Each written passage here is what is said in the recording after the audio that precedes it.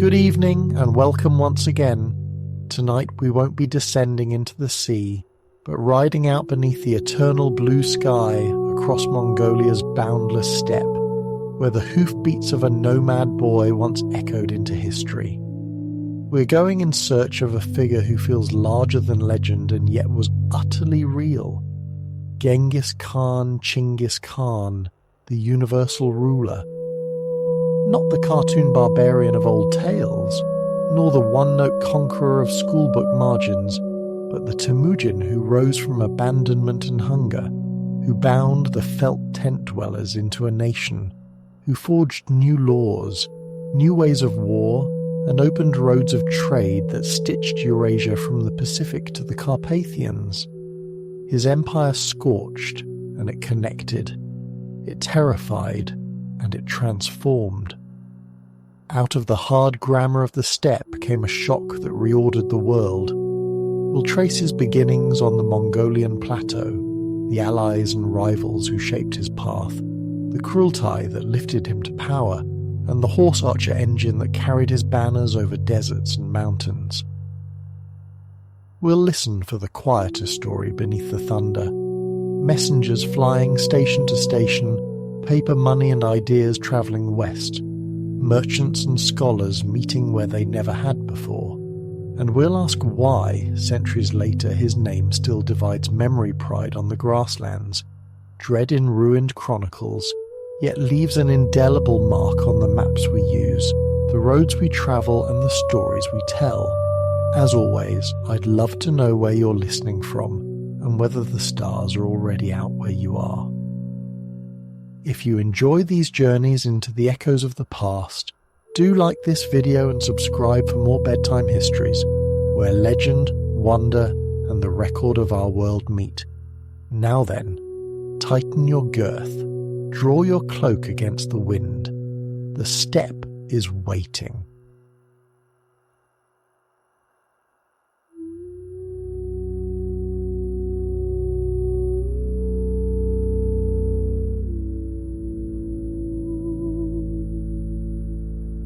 As night descends, journey with me across Mongolia's boundless steppes, where history's greatest terrestrial empire once spanned from the Pacific shores to the heart of Eastern Europe. The Mongol saga reaches far beyond mere conquest. It unveils intricate webs of cultural exchange, innovation, and trade that linked East and West centuries before our modern age. Close your eyes and let yourself be carried to the wind-swept grasslands, where a boy named Temujin born clutching a blood clot rose from abject poverty to become Genghis Khan, the universal ruler.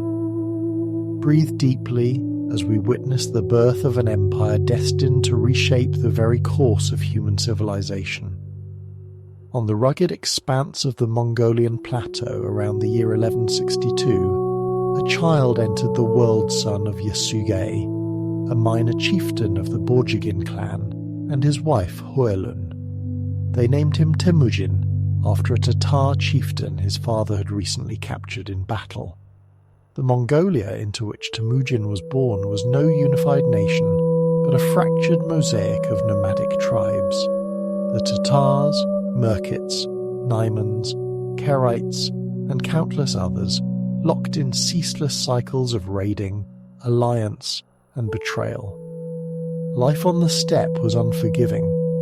Winters plunged temperatures to 40 degrees below zero, while summer droughts could obliterate the herds upon which survival utterly depended. In such a merciless environment, only the strongest and most resourceful endured. From his earliest years, Temujin absorbed the essential skills of the nomadic warrior riding at full gallop before he could properly walk, drawing a bow from horseback with a lethal precision and enduring days without food or shelter. Yet even by the brutal standards of steppe life, his childhood proved exceptionally harsh. At just 9 years old, his father took him to the family of his betrothed, Berta, to finalize their marriage arrangement and left him there to be raised by his future in-laws, as Mongol custom dictated. On his return journey, Yasuge accepted food from a group of Tatars who recognized him as an old enemy and poisoned him. As he lay dying, he dispatched a trusted companion to retrieve his son. Upon Yasuge's death, the clan elders abandoned Temujin's family, refusing to follow a child. The deepest water dries up, the brightest stone crumbles, they told his mother, seizing even the ancestral herds their sole means of survival.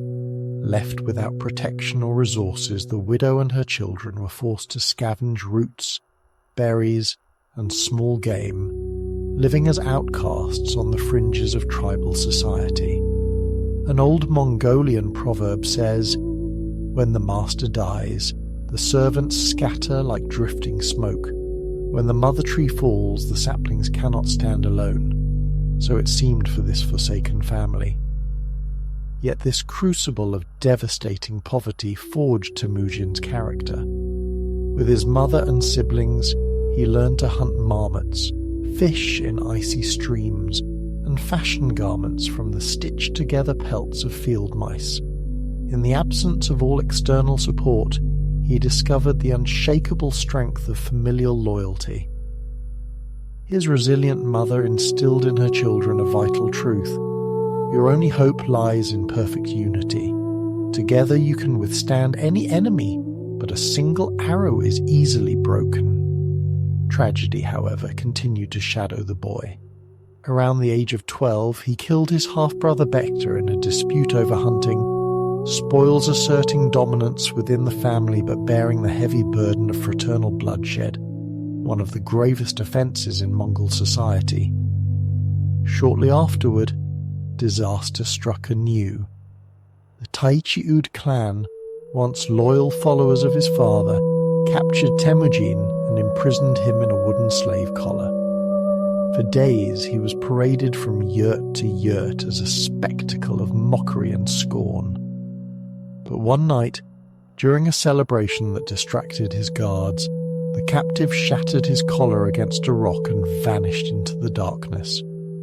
A Taichi-ud pursuer later spotted him hiding in the shallow waters of a river, yet inexplicably chose not to expose him.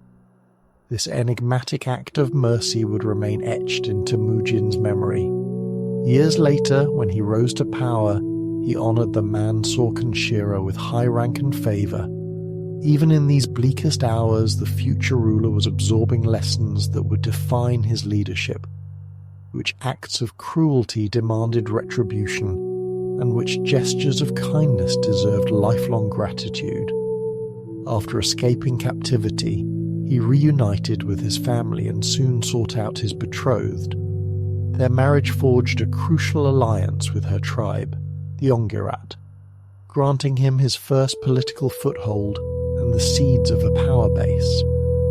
As a wedding gift, he received a magnificent black sable coat, a treasure he would soon deploy with strategic brilliance. Understanding that on the steppe, a man without allies was a man marked for death, Temujin journeyed to find Togrul, the Khan of the Kerets and blood brother to his late father. Presenting the sable coat as a token of respect, the young leader secured Togrul's pledge of support, famously vowing, "I will be your right hand, and together we will unite the felt tent dwellers." This alliance proved timely. Soon after his marriage, warriors from the Merkit tribe, enemies of his father, who had once abducted his mother, raided his camp and seized Berta. In retaliation, with Togrul's backing and the aid of his childhood friend and future rival, Jamuka, Temujin launched his first military campaign and successfully rescued her after months of captivity.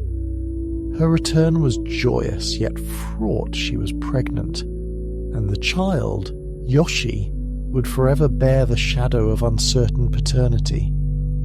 Yet Temujin claimed the boy as his own, revealing a pragmatism about kinship and loyalty that would later become central to his empire building. Throughout his life, competence and fidelity would outweigh birth or lineage, a revolutionary notion in a society steeped in rigid hierarchy. Following the Merkit campaign, Temujin's reputation swelled. He demonstrated an unprecedented ability to attract followers not through inherited tribal ties, but through personal allegiance. Defying tradition, he promoted men based on merit rather than ancestry, offering advancement to anyone who proved their worth, even former foes. This radical meritocracy drew the talented and ambitious to his banner, especially from lesser clans who saw in him a path to power. His growing influence, however, strained his bond with Jamuka. The two men embodied opposing visions of leadership.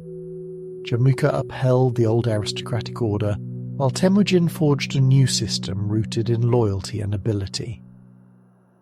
When their paths diverged around 1182, their followers chose sides, igniting a prolonged struggle for supremacy that would span nearly 2 decades, marked by battles, betrayals, and shifting allegiances that steadily consolidated the Mongol tribes under Temujin's standard.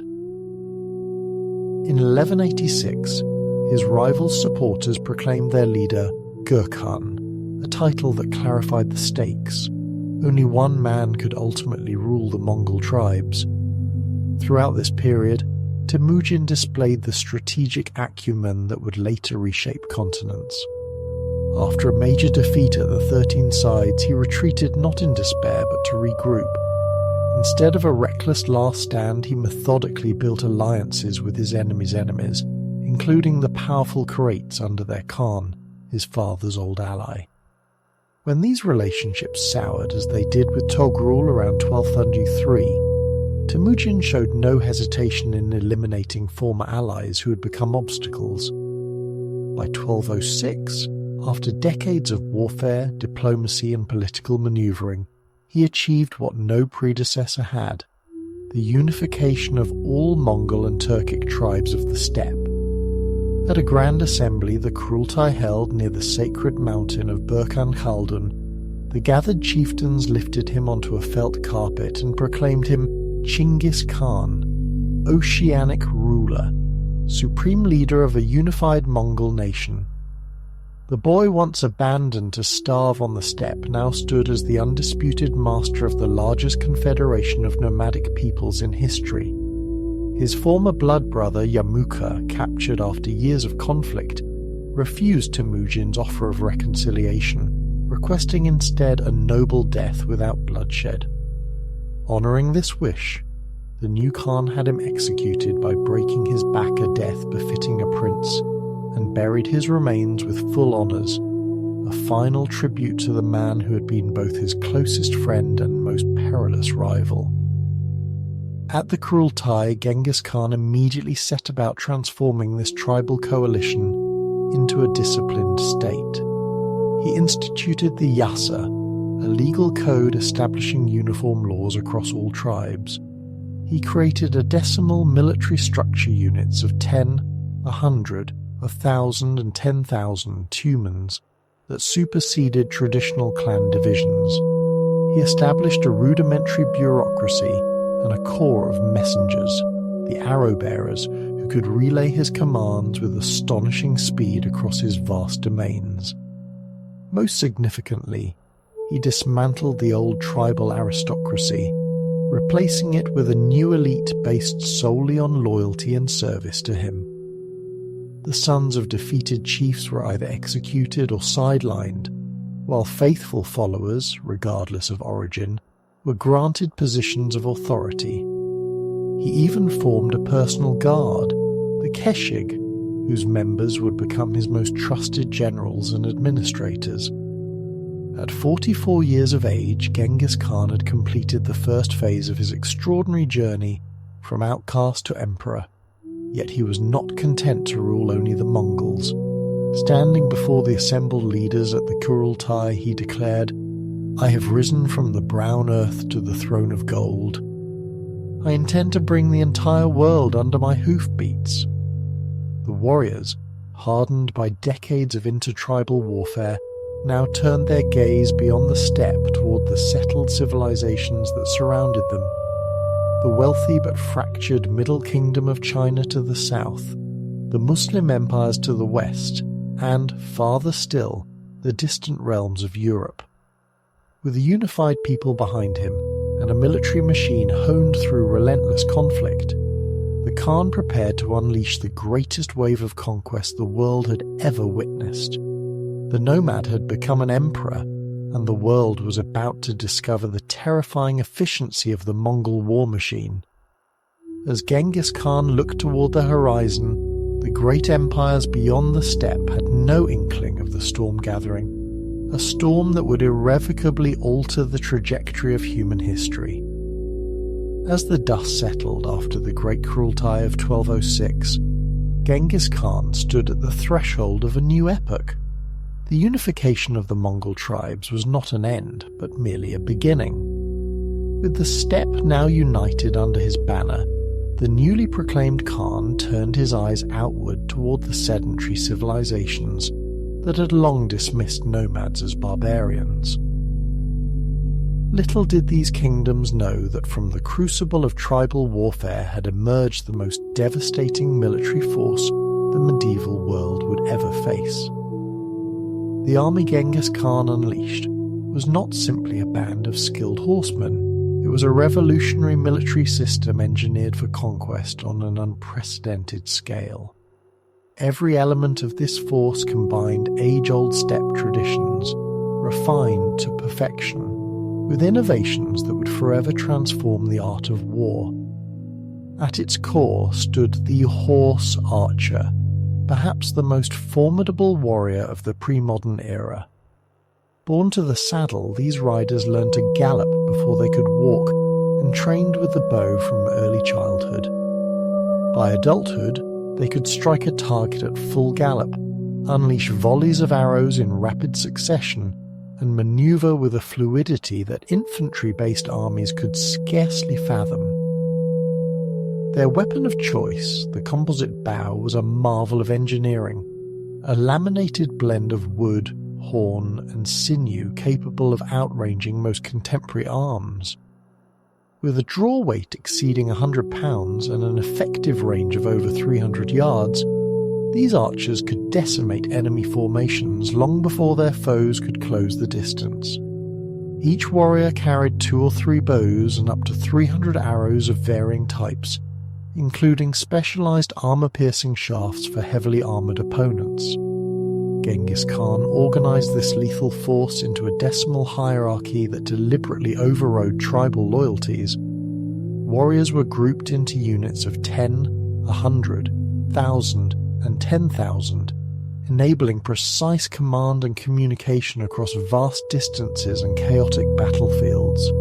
Crucially, this structure fostered a meritocracy. Leadership depended on skill and loyalty, not birth. A radical idea that allowed the most capable fighters to rise regardless of origin. Discipline within the ranks was absolute.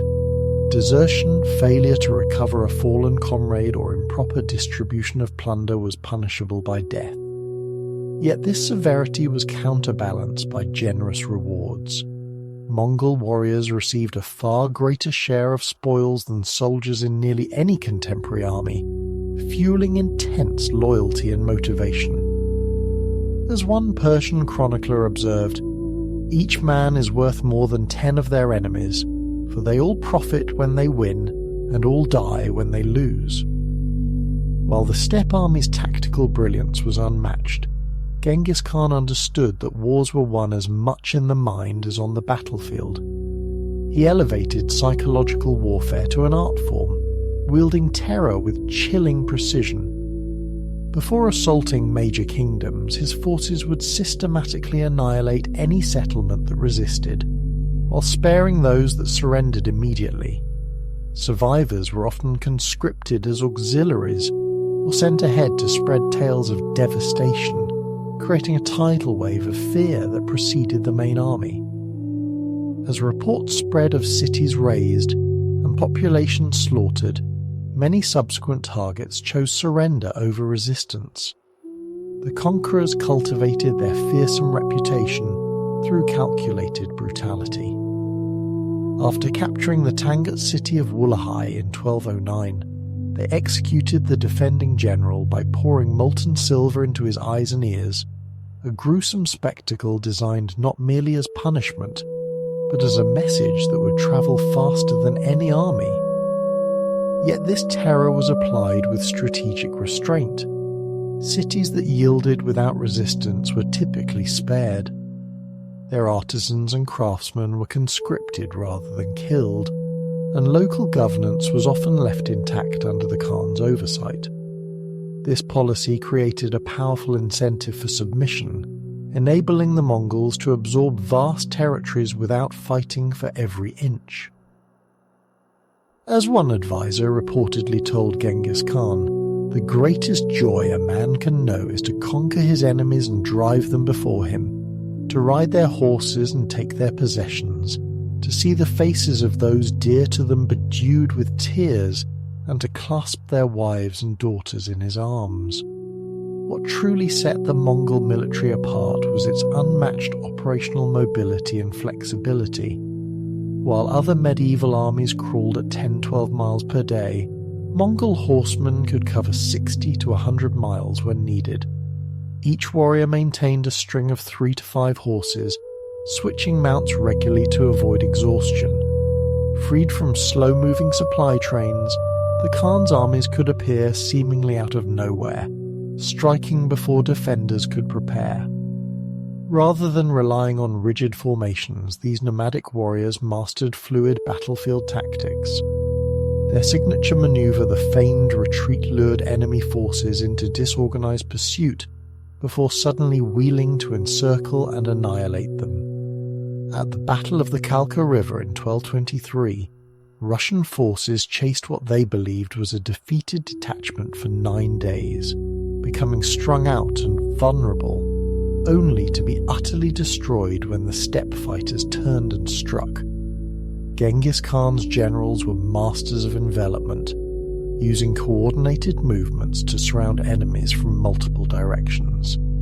At the Battle of Yehuling in 1211 against the Jin dynasty, his forces split into 3 divisions, attacked from unexpected angles, and trapped the numerically superior Jin army in a devastating encirclement.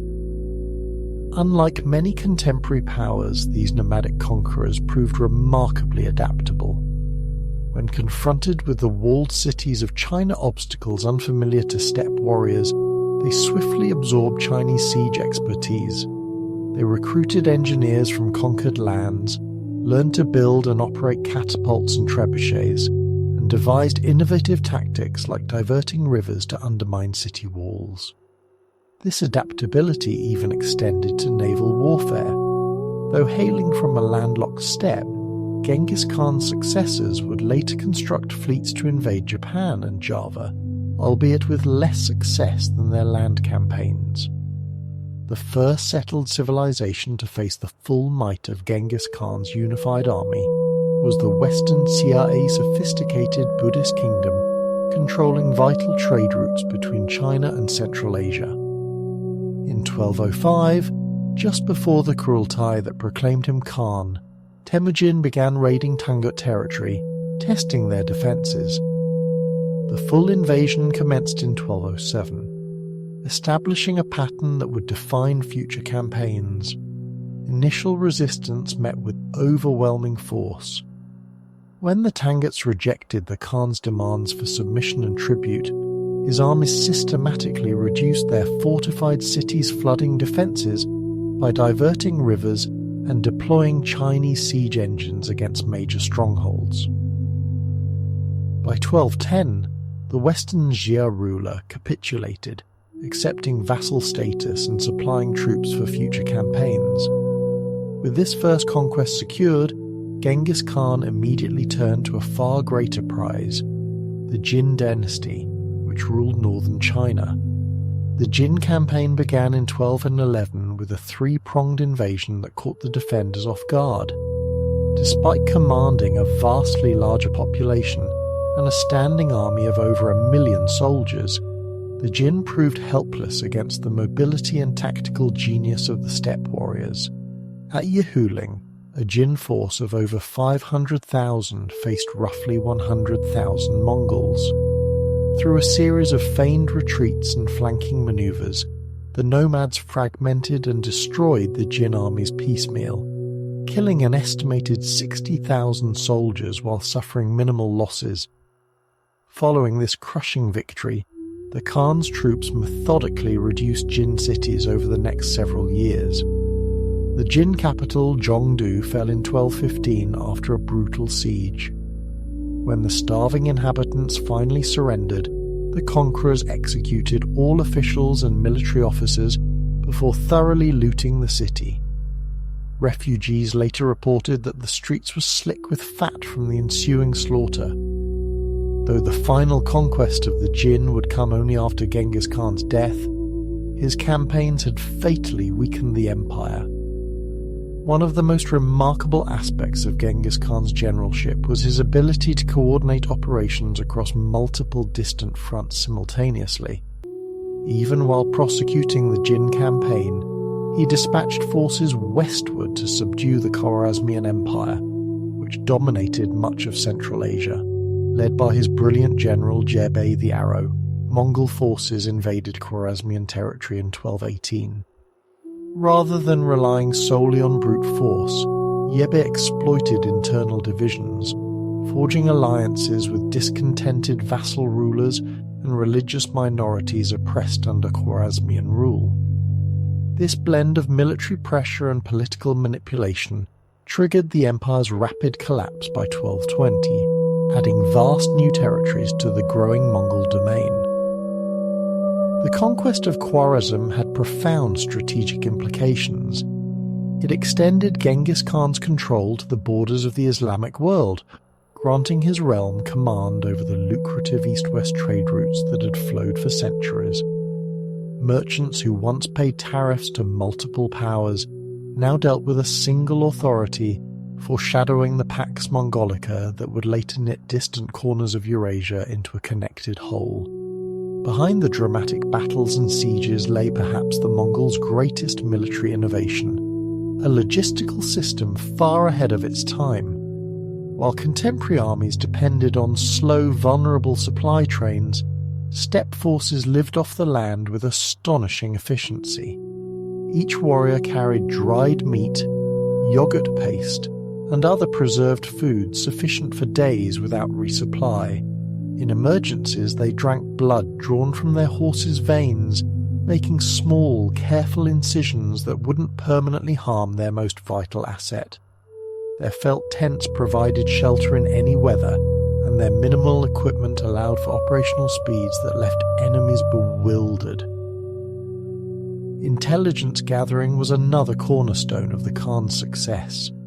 Before major campaigns, Genghis Khan dispatched merchants, spies, and diplomatic envoys to collect detailed information on potential targets.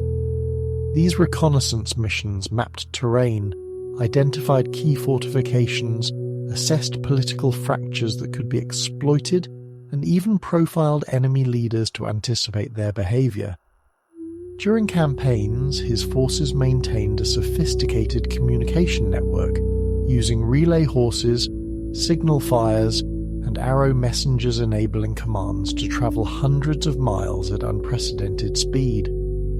This allowed Genghis Khan to coordinate widely separated army groups, converging them with timing that repeatedly caught enemies off guard. Yet this military brilliance came at a staggering human cost. Contemporary chroniclers claimed the northern China campaigns reduced the population by tens of millions. Figures modern historians consider exaggerated, though archaeological evidence confirms widespread abandonment of settlements and significant demographic decline. Beyond battlefield casualties, the invasions triggered famine and disease as agricultural systems collapsed. In parts of northern China, farmlands reverted to pasture or forest as peasant populations were killed or fled. Similar patterns later emerged in Central Asia and the Middle East, where centuries-old irrigation networks fell into ruin after the conquests. Yet there was cold strategic logic behind this devastation. For Genghis Khan, depopulated regions became grazing lands for his horses, converting agricultural territory back into pasture that sustained the nomadic way of life and the military power of his people. As one scholar observed, in a very real sense they were not conquering land but harvesting it. By 1219, just 13 years after unifying the tribes, Genghis Khan ruled an empire stretching from the Pacific Ocean to the borders of the Islamic world. The Western Sia had been subjugated, the Jin dynasty was crumbling, and the Khwarezmian Empire had been absorbed into his growing realm.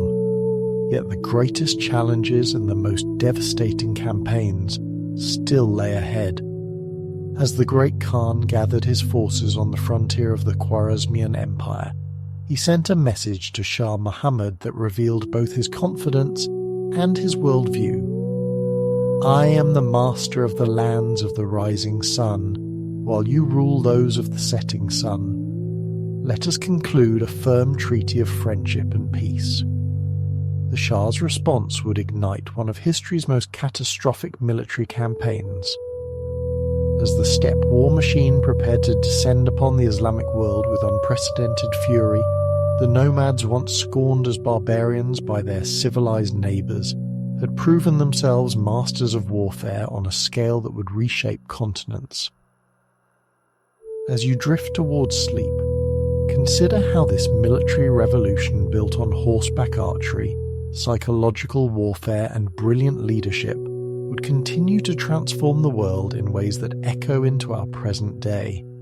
In the year 1218, as Genghis Khan solidified his control over the conquered territories of northern China and Central Asia, his gaze turned westward toward a new horizon. Before him stretched the vast Khwarezmian Empire, a powerful Muslim realm encompassing much of modern-day Iran, Afghanistan, and Central Asia, ruled by Shah Muhammad II. This was a civilization at its zenith, wealthy from its dominance over the Silk Road, defended by hundreds of thousands of soldiers, and adorned with magnificent cities that stood as luminous centers of Islamic culture, scholarship, and art. What followed would become one of history's most fateful encounters, a cataclysmic collision between the nomadic war machine of the steppe and a sophisticated, settled Islamic empire. The consequences would forever reshape the political, cultural, and demographic landscape of the Middle East. Unlike many of Genghis Khan's earlier campaigns, this devastating war did not begin with territorial ambition, but with a diplomatic catastrophe that spiraled into one of the most brutal acts of retribution in recorded history. Seeking peaceful trade relations, Genghis Khan dispatched a caravan of 450 merchants to Khwarezm in 1218. With them, he sent a message to Shah Muhammad. "I am master of the lands of the rising sun, and you rule those of the setting sun. Let us conclude a firm treaty of friendship and peace." Initially, the Shah received this overture with cautious interest, even sending gifts in return. Encouraged, Genghis Khan soon followed with a formal diplomatic mission, led by Muslim envoys to reinforce his peaceful intentions. But at the Khwarezmian border city of Otrar, disaster struck. The local governor in Alchuk, also known as Gaya Khan, accused the merchants of espionage, confiscated their valuable goods, and executed the entire caravan. When the subsequent diplomatic delegation arrived to investigate, the Shah compounded the offence. He had all but one of the ambassadors executed, and in a deliberate act of humiliation, their beards were burned off, a profound insult in Mongol culture. To the Mongols, envoys were sacred and inviolable. Their murder was not merely a diplomatic slight, but a transgression against the divine order itself. Upon hearing the news, Genghis Khan is said to have retreated alone to a mountaintop for 3 days and nights, communing in silence with the eternal blue sky, the Mongol embodiment of heaven. When he returned, his demeanour was calm, but his resolve was absolute. According to Persian chroniclers, he declared, "The sovereignty of the urban people of these territories I will give to the youngest of my sons, but first I must reduce them to such a state that the foals of my horses might frolic in their palaces." The Mongol response would not be driven by blind rage, but by cold, meticulous preparation. Throughout 1219, Genghis Khan assembled what may have been the largest nomadic army ever gathered, possibly 200,000 warriors drawn from every corner of his expanding empire. The Great Khan took personal command of the campaign, bringing his sons Yoshi, Chagatai, Ogedei, and Tolui to learn the arts of war and conquest firsthand. Facing this force, Shah Muhammad could field a numerically superior army, perhaps 400,000 strong. Yet he committed a fatal strategic blunder. Fearing the Mongols' legendary mobility and hit-and-run tactics, he dispersed his forces into garrisons across dozens of fortified cities throughout his vast realm. This decision allowed the invaders to defeat his army piecemeal, never allowing the full weight of Khwarezmian power to coalesce against them. The invasion began in early 1220, with Mongol forces splitting into multiple columns to overwhelm the Shah's defences simultaneously. The first target was Otrar, the very city where the initial atrocity had occurred. After a grueling 5-month siege, the city fell. True to his reputation for precise vengeance, Genghis Khan reserved a special fate for Inalchuk, the governor responsible for the massacre. The man was executed by having molten silver poured into his eyes and ears, a symbolic punishment for his greed and cruelty. But the fall of Otrar was only the prelude. Ahead lay the great cities of Transoxiana, Bukhara, Samarkand, and Urgench, each a jewel of Islamic civilization, each protected by formidable walls and large garrisons. Their fates would reveal the terrifying efficiency of Mongol warfare in its most ruthless form. Bukhara, one of the most revered cultural and religious centers in the Islamic world, was the first major city to face the Mongol onslaught. Its outer defences collapsed quickly in March 1220. The garrison attempted a desperate breakout, but was hunted down and annihilated by Mongol-like cavalry. When the city surrendered, Genghis Khan rode his horse into the main mosque, a profound sacrilege, and declared himself the flail of God. He then ordered the city's notables to produce their hidden treasures. After thoroughly looting Bukhara, the Mongols employed a tactic they would repeat across Persia. They used the surviving population as human shields in the assault on their next target, Samarkand. Forced to watch their neighbours driven before the Mongol army, compelled to fill moats with their own bodies or charge city walls ahead of Mongol troops, the psychological impact on subsequent defenders was devastating. Samarkand, with its massive fortifications and garrison of 100,000 soldiers, was considered impregnable, yet it fell within days. When its Turkish mercenaries attempted to surrender separately, Genghis Khan had them executed, sending a clear message: resistance and betrayal were equally futile. The city's 30,000 skilled artisans were spared, but only to be deported to Mongolia, where their talents would serve the empire. The rest of the population faced massacre. As these great cities crumbled, Shah Muhammad abandoned his people and fled westward, an act that shattered morale among both his army and civilians. Relentlessly pursued by a specialized Mongol detachment, led by the brilliant generals Jebe and Subutai, the once mighty ruler was eventually cornered on a small island in the Caspian Sea, where he died in early 1221 alone, broken and stripped of all dignity. His death did not halt the Mongol advance. If anything, the campaign grew even more methodical and destructive. The city of Urgench, capital of Khwarezm, resisted fiercely, fighting street by street. Enraged by this unexpected defiance, the Mongols diverted the Amudarya River to flood the city. After a 6-month siege, when Gurganj finally fell, the retribution was horrific. Contemporary accounts claim each Mongol warrior was ordered to execute 24 civilians personally. While such numbers may be exaggerated, archaeological evidence confirms a catastrophic population collapse. The great cultural centres of eastern Persia suffered similar fates.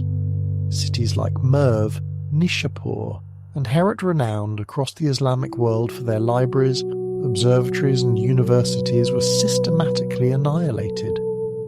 In 1221 at Merv, the population was ordered to evacuate, then methodically massacred in groups outside the city walls. Modern historians estimate hundreds of thousands perished.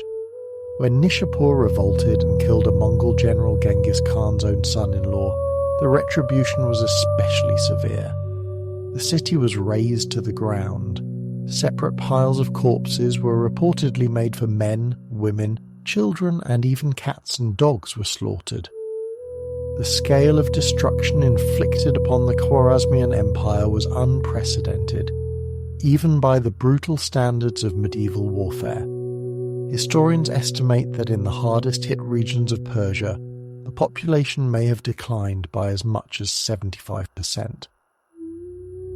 Sophisticated irrigation systems, qanats, that had sustained Persian agriculture for centuries were deliberately destroyed, turning once fertile farmland into desert. Cities that had served as intellectual beacons for generations were either abandoned entirely or reduced to insignificant villages. Persian chroniclers captured the psychological trauma of this catastrophe in stark, haunting terms.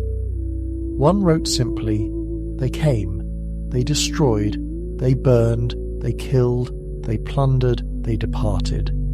Another lamented, "If, in 1,000 years from now, the world should bring forth a monster, it will still be less monstrous than Genghis Khan." The invasion was so traumatic that Persian historians later referred to it as the disaster, interpreting it as divine punishment for the moral failings of the Muslim world. Yet even amid this devastation, glimpses of the Mongol Empire's more pragmatic and constructive future began to emerge. Cities that surrendered without resistance, such as Balkh, were generally spared. Genghis Khan showed respect to Islamic religious leaders who approached him peacefully, ordering their mosques and religious institutions protected. Despite his fearsome reputation, he maintained strict discipline over his troops. Looting and violence followed precise strategic objectives, never descending into uncontrolled chaos. By 1222, the Persian campaign was largely complete. Rather than immediately appointing governors or establishing direct administration, Genghis Khan initially left much of the conquered territory devastated and leaderless as he withdrew the bulk of his forces. Only gradually would Mongol administrators arrive to begin the slow work of rebuilding a process that would accelerate dramatically under his successors. As the main Mongol army turned eastward, a smaller detachment of approximately 20,000 warriors under Jeb and Subutai continued westward on what was officially a reconnaissance mission.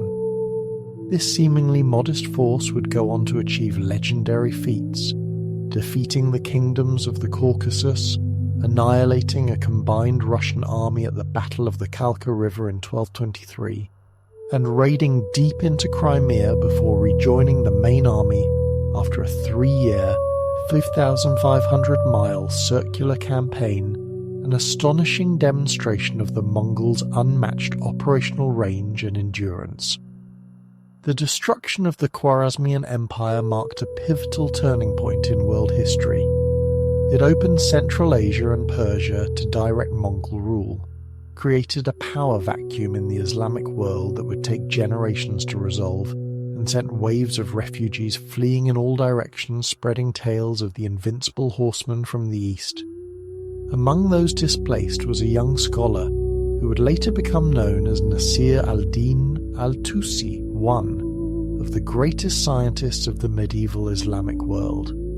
Initially captured by the assassin sect, he would eventually serve the Mongols themselves, founding the famed Maragay Observatory under their patronage. This small episode illustrates how, from the ashes of chaos and destruction, a new cultural synthesis would eventually emerge. For Genghis Khan himself, the Khwarezmian campaign represented both the zenith of his conquests and a masterful display of strategic vision. Though in his 60s and advanced age by the standards of his time, he had personally led his armies across thousands of miles of some of Asia's most unforgiving terrain. In less than 2 years, he had obliterated one of the Islamic world's most powerful empires and delivered an unmistakable message to every ruler who might defy him: submit or face total annihilation. As he returned from Persia, the Great Khan's attention turned once more to China, where unfinished business remained with both the Jin dynasty and the Western Xia. But the blueprint for Mongol conquest was now firmly established, a fusion of overwhelming military force, calculated terror, and political pragmatism that would guide his successors as they expanded the empire even further. The Khwarezmian campaign also revealed something fundamental about the nature of the Mongol Empire under Genghis Khan. Unlike many conquerors who sought merely to extract tribute from existing states, the Mongols under his leadership were willing to dismantle entire societies and rebuild them according to nomadic imperial logic. Cities could be sacrificed, populations relocated, and landscapes transformed from farmland back into pasture, all in service of sustaining the steppe-based military machine. This willingness to remake the world to view conquest not as mere occupation, but as a radical transformation explains both the extraordinary destructiveness of Mongol invasions and their ultimately revolutionary impact on Eurasian civilization. As survivors began the slow work of rebuilding their shattered world, they did so in a new reality, one where the dynamics of power, trade and culture had been irrevocably altered by the passage of the horse lords from the steppe. As you continue to drift towards sleep, imagine the aftermath of this great storm that swept across Persia, ruined cities slowly stirring back to life, the cautious resumption of trade along the ancient Silk Road now under Mongol protection, and the quiet emergence of a new order from the ashes. Consider too how, even as physical wounds began to heal, the psychological scars of the Mongol conquest would shape Persian literature, art and historical memory for centuries to come. It stands as a haunting testament to how thoroughly Genghis Khan fulfilled his terrible vow of vengeance. Yet the story of Mongol expansion was far from over. Even as Persia struggled to recover, the shadow of the empire was already falling across new lands to the west, across the Russian principalities, into Eastern Europe, and toward the very heartlands of medieval Christendom. The next great collision between the nomadic empire and the settled world would unfold on the plains of Russia and Hungary, as Genghis Khan's successors carried his vision of world conquest into the European continent itself, though Genghis Khan himself would never see it. Although Genghis Khan himself never led campaigns into Europe, the foundation for the invasion of the West was firmly laid during his lifetime. The legendary reconnaissance expedition of Generals Jebi and Subutai having swept through the Caucasus and deep into the Russian steppes, returned with invaluable intelligence about the lands beyond the western horizon. Their journey revealed not only the geography and political fragmentation of Eastern Europe, but also the vulnerability of its kingdoms to the kind of mobile, coordinated warfare the Mongols had perfected. As you drift deeper into slumber, Picture yourself in Eastern Europe in the year 1236, 14 years after Genghis Khan's death. Rumours spread like wildfire of a terrifying army gathering in the east, its movements shrouded in silence, its intentions unknown but ominous. By this time, the empire was ruled by Ögedei Khan, Genghis Khan's third son and chosen successor. Under his steady direction, the machinery of conquest continued to turn with relentless momentum. The European campaign was entrusted to Batu Khan, son of Jochi and grandson of Genghis Khan, alongside the brilliant General Subutai, now in his 60s, but still the master strategist who had helped forge the empire from the ashes of tribal chaos. The force assembled for this western thrust was not the largest the Mongols had ever fielded, but it was arguably the most experienced and disciplined, around 130,000 warriors, many of them veterans of campaigns stretching from China to Persia. Several of its commanders had been personally trained by Genghis Khan in the intricate arts of steppe warfare. This was no mere raiding party. It was a full-scale invasion force, tasked with bringing the kingdoms of Europe under the dominion of the Great Khan. The invasion began in 1236 with a swift and brutal assault on Volga, Bulgaria, a wealthy trading state that controlled the vital river routes of the region. Its swift conquest provided the Mongols with a secure base and logistical corridor into the heart of the Rus lands. From there, their armies fanned out in multiple coordinated columns to systematically dismantle the East Slavic principalities, what would later become Russia.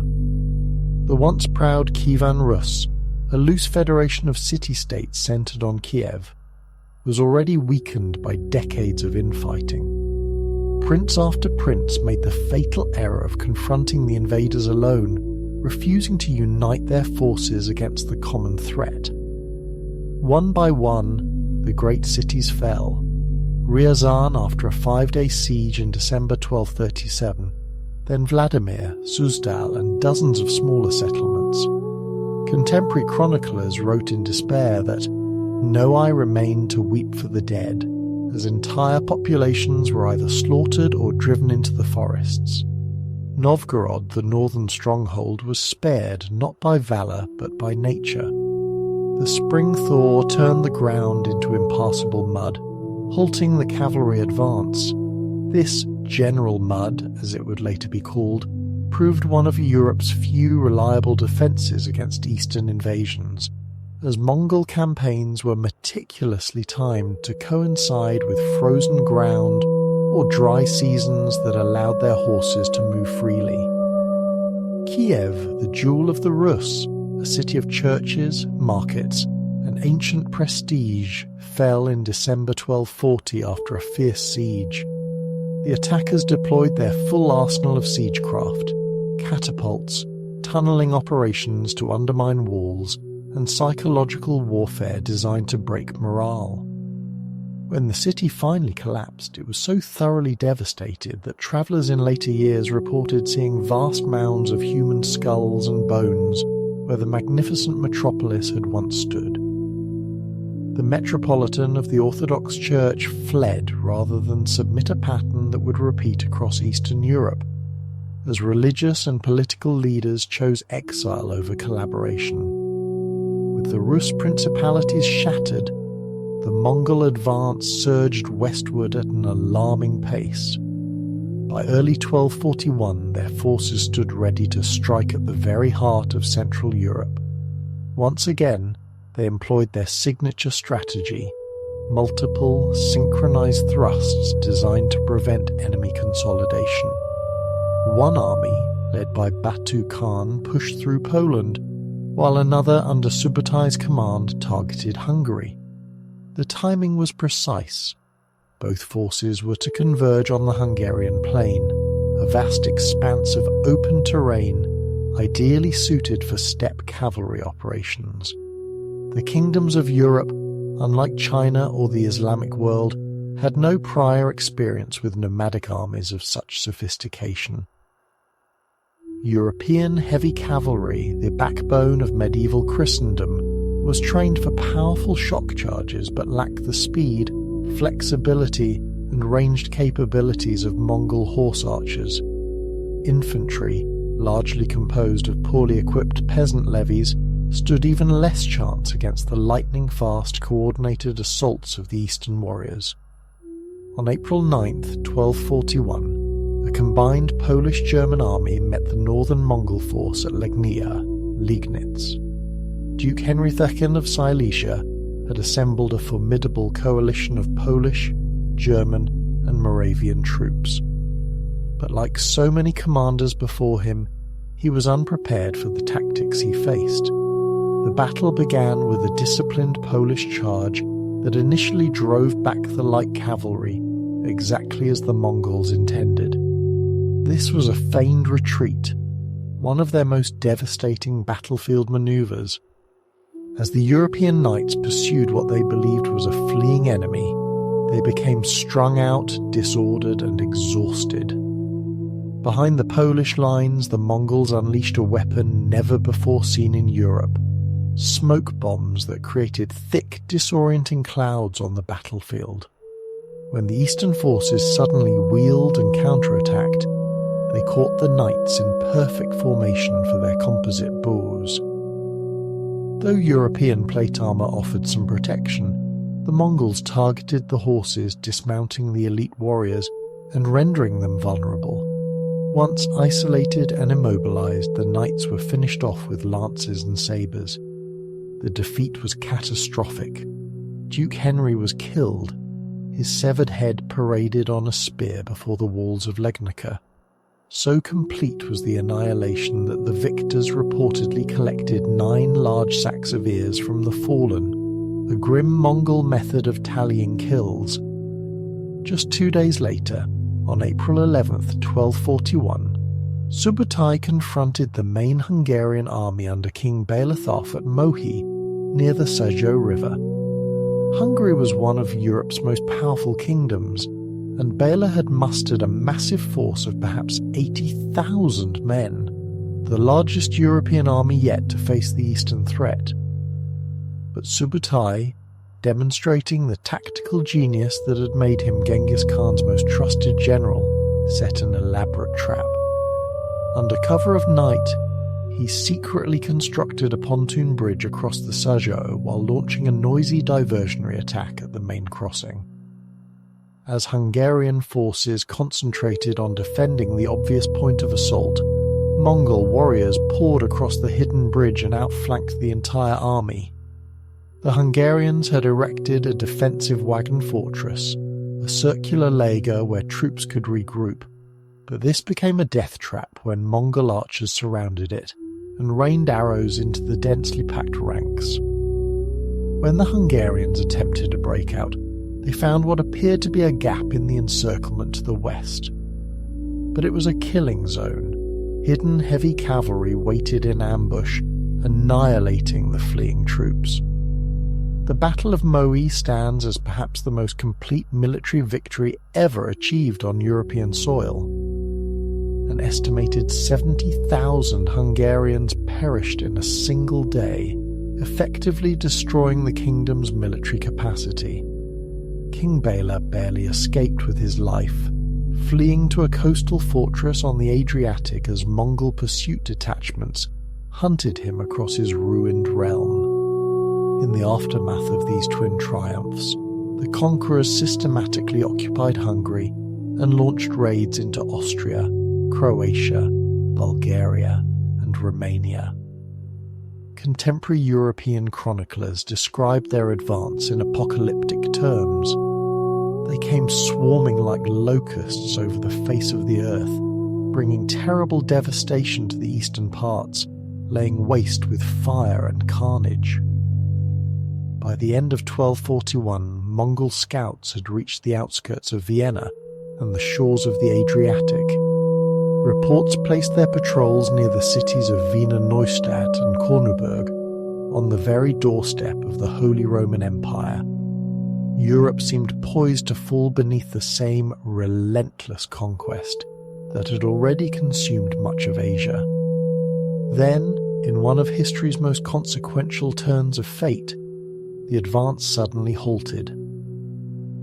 On December 11th, 1241, news arrived from Mongolia. Great Khan Ögedei had died. According to Mongol law and tradition, all princes and senior generals were required to return to the homeland for the Kurultai, the great assembly that would choose the next Khan. In the spring of 1242, Batu Khan ordered a full withdrawal from Central Europe. His armies retreated back to the Russian steppes, leaving behind smouldering ruins and traumatized populations. This withdrawal has sparked centuries of historical debate. While Ögedei's death and the ensuing succession crisis were undoubtedly decisive, some scholars argue that logistical and ecological factors also played a role. The Hungarian plain, though superficially similar to the Mongolian steppe, may not have provided sufficient pasture for the vast herds of horses. Each warrior required 3 to 5 mounts to sustain campaign mobility. Others suggest the strategic objectives had already been met. The military power of Eastern Europe was broken, and the Mongols had demonstrated their overwhelming might.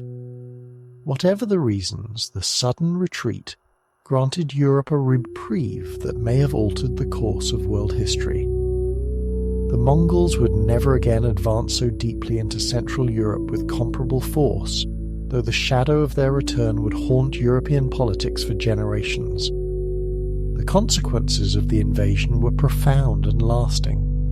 In the east, most Russian principalities fell under what became known as the Mongol yoke, the rule of the Golden Horde for over 2 centuries. This prolonged suzerainty shaped Russian political development, fostering centralized autocracy in Moscow and setting Russia on a path distinct from Western European traditions. Hungary never fully recovered from the devastation. Before 1241, it had been one of Europe's most populous and powerful kingdoms. Afterward, its population may have declined by up to 25%, with entire regions depopulated. Archaeological evidence reveals abandoned villages and mass graves dating to this period. This demographic collapse created a power vacuum in Central Europe, one eventually filled by the rising Habsburg Empire. For Western Europe, the invasion served as a distant but terrifying warning. Pope Gregory IX and his successor, Innocent IV, attempted to organize resistance, even sending emissaries to the Mongol court to negotiate or convert the Tartars to Christianity. Though these missions failed in their immediate aims, they opened the first sustained diplomatic contact between Western Europe and the far reaches of Asia, bringing back crucial intelligence about the lands beyond the steppe. One of the most significant yet often overlooked consequences of the Mongol incursion was biological. Armies moving across the entirety of Eurasia acted as vectors for disease exchange. Many historians believe the Black Death, which would ravage Europe a century later, originated in the Mongol-conquered territories of Central Asia and spread along the very trade routes the empire had secured and expanded. Despite withdrawing from Central Europe, the Mongols remained a potent military presence in the east. Under Batu Khan and his successors, the Golden Horde established its capital at Sarai on the lower Volga River, ruling over vast territories encompassing modern-day Russia, Ukraine, Kazakhstan, and the Caucasus. From this base, they launched punitive raids into Poland, Lithuania, and the Balkans throughout the 13th and early 14th centuries. The Eastern threat profoundly reshaped European military thinking. The heavy cavalry charge, the dominant battlefield tactic of medieval Europe, had proven disastrously inadequate against steppe warfare. In the generations that followed, European armies gradually adapted, developing more flexible formations and incorporating greater numbers of missile troops. Military reforms by rulers like Matthias Corvinus of Hungary were directly inspired by the bitter lessons learned against the Mongol horsemen. Perhaps most fundamentally, the invasion shattered medieval Europe's isolation. In the wake of conquest came the Pax Mongolica, the Mongol Peace, a period of unprecedented stability across Eurasia. Under this system, the largest contiguous land empire in history facilitated the free flow of goods, technologies, and ideas between East and West. Marco Polo's famed journey to the court of Kublai Khan would have been impossible without the relative security and openness of Mongol-controlled trade routes. As you drift toward deeper sleep, imagine the profound relief that must have swept through Europe in 1242 as word spread that the Eastern armies were retreating. Church bells, long silenced in fear, rang out across cities and villages. Prayers of thanksgiving replaced desperate pleas for divine intervention. For a fleeting moment, the peoples of Central Europe had glimpsed what so many in Asia already knew: the overwhelming might of the steppe war machine and the radical transformation that followed in its wake. Yet even as Europe celebrated this unexpected deliverance, the Mongol Empire was entering its golden age. With Ogedai's death and the eventual selection of Guyuk Khan as his successor, the realm continued to expand under the leadership of Genghis Khan's descendants. The devastation of conquest would gradually give way to the remarkable phenomenon known as the Pax Mongolica, a Mongol peace, that created the largest zone of free trade and cultural exchange the pre-modern world had ever known. As the 13th century reached its midpoint, the vast empire stretching from the shores of Korea to the plains of Eastern Europe entered its golden age, a remarkable era of stability, prosperity, and unprecedented cultural exchange known as the Pax Mongolica, or Mongol Peace. The violent storm of conquest that had reshaped much of the known world gradually gave way to a period of relative tranquility under the rule of Genghis Khan's successors. Following the death of Ugadai Khan in 1241, a brief succession crisis unfolded. After several years of regency under Ugadai's widow Turgen, the Kurultai of 1246 elected Guyuk Khan Ugadai's son as the third great Khan. His reign, however, was short-lived, ending with his death in 1248 and triggering yet another power struggle.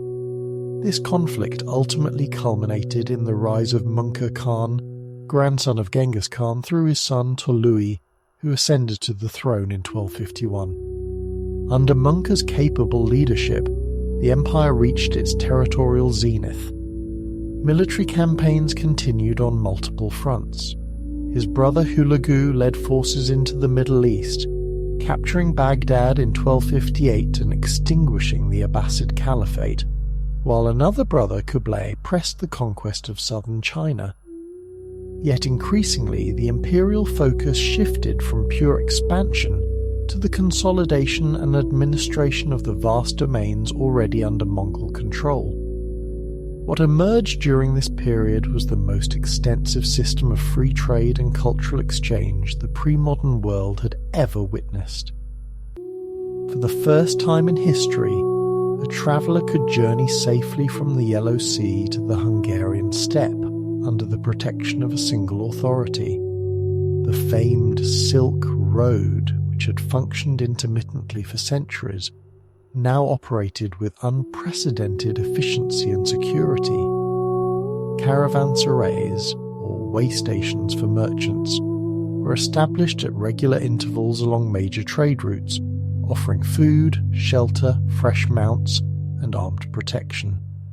This new commercial network rested upon an innovative infrastructure designed to facilitate movement across staggering distances. At its core was the Yam system, a network of post stations spaced roughly a day's ride apart throughout the empire. Each station maintained fresh horses, supplies, and lodging for official messengers and authorized travelers. With a Pisa tablet of authority issued by the Khane, courier could requisition mounts and provisions at any station, enabling travel speeds of up to 250 miles per day in urgent circumstances. This communication network bound together territories separated by thousands of miles, allowing for the rapid transmission of orders, intelligence, and diplomatic correspondence across the breadth of Eurasia.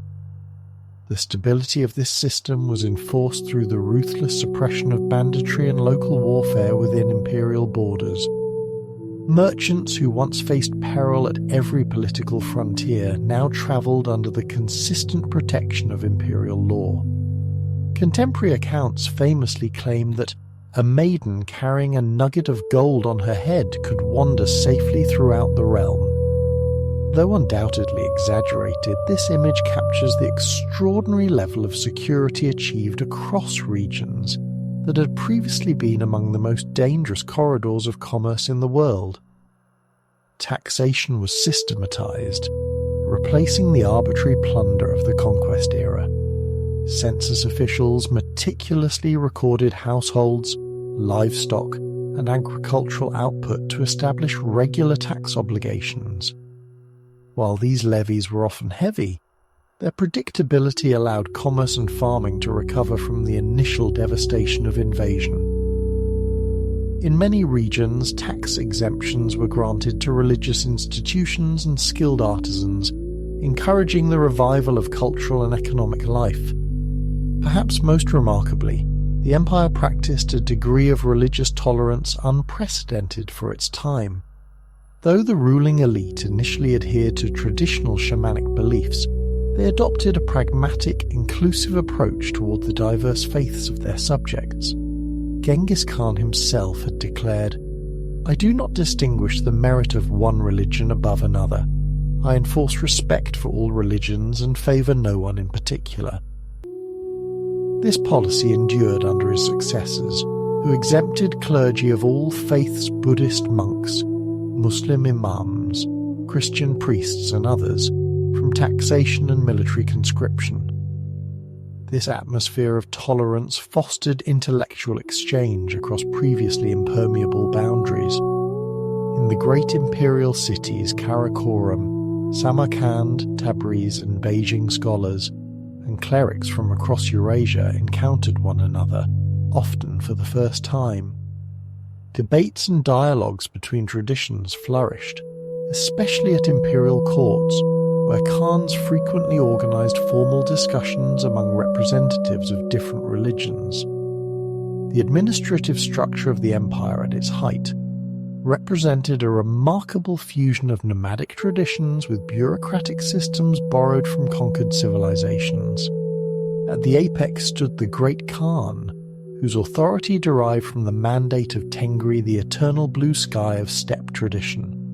Beneath him, the empire was divided into four great khanates: the Yuan dynasty in China under Kublai Khan, the Chagatai Khanate in Central Asia, the Ilkhanate in Persia, and the Golden Horde in Russia and the Western Steppes.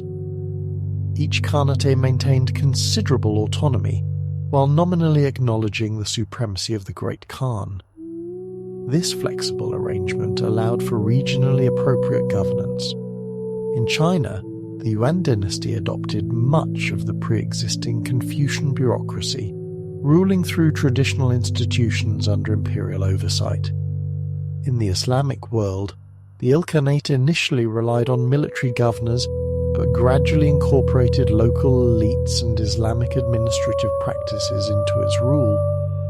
The imperial capital, Karakoram, founded by Ogedei Khan in the Mongolian heartland, became a microcosm of this multicultural empire.